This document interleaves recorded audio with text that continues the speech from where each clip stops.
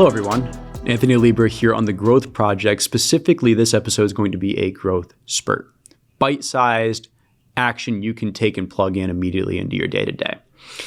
Today, we're talking about a pretty heavy topic. We're talking about burnout. And when we talk about burnout, it isn't this idea of just being tired. It's physical fatigue, but it's also mental fatigue, where we find ourselves in a bit of a mental fog, a brain fog, so to speak, where it's difficult to think and critically think in a way that's effective. It's also this idea that when we do the things that we do, when we achieve goals, there's a reduced sense of accomplishment that also goes right along with that. And we find ourselves detaching from the work itself. We find ourselves almost depersonalizing who we are from the work that we do. And it creates quite a gap there, and it takes even more energy to get what we need done on an everyday basis.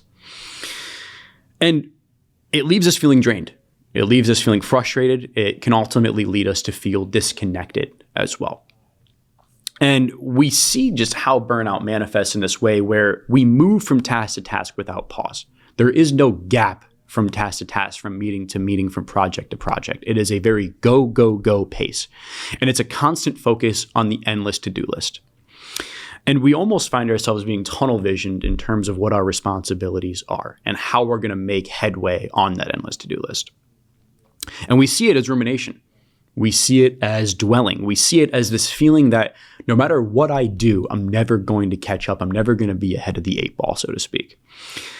And it's all grind, no perspective.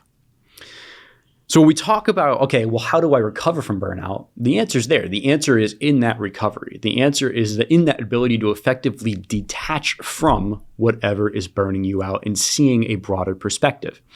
And true recovery requires expanding beyond that just work. It requires expanding and detaching from what's burning you out. And there's some recent evidence that suggests if we can experience awe, spelled out as AWE, that can help serve as a very effective buffer to burnout. Again, awe, AWE, you can think about this as a sense of wonder, a sense of amazement as well. So if burnout has you narrowing your world, awe helps to expand it. It helps to bring some much needed perspective. And when we talk about disrupting the repetitive cycle, having that sense of wonder, having that sense of amazement breaks us out of the routine. It breaks us out of the monotony that often occurs when we're feeling burnt out, when we're feeling like, what's the purpose of all this? What does all this even mean? So when we talk about awe and its benefits, it gives the mind and body some space to recover. It gives the mind and body some space to say, okay, I can now see the bigger picture here. So when we talk about awe, it doesn't have to be this grandiose, time-consuming, almost outlandish getaway. It's personal.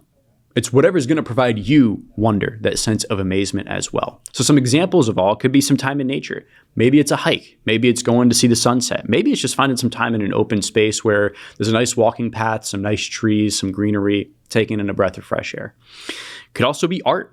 Could be going to a concert, some music, some kind of creative expression where you get that sense of wonder. You get that sense of amazement as well. Maybe it's watching sports. Obviously, us here at AMPLOS, we have quite the liking to sports and appreciation for excellence in what these athletes and performers are able to do and accomplish. And that can be awe-inducing as well. Now, it isn't necessarily the scale that matters. What matters is the impact. What matters is on an emotional level, you're able to detach, you're able to see the bigger picture. You're able to find something that inspires you and gets you out of the monotony and gets you out of the rut, so to speak, and puts fuel back in the tank where burnout left you running on reserves. This is quite intentional. And what matters is it moves you, not that it moves anyone else. Until next time, we'll see you on the Growth Spurt and Growth Project. Take care.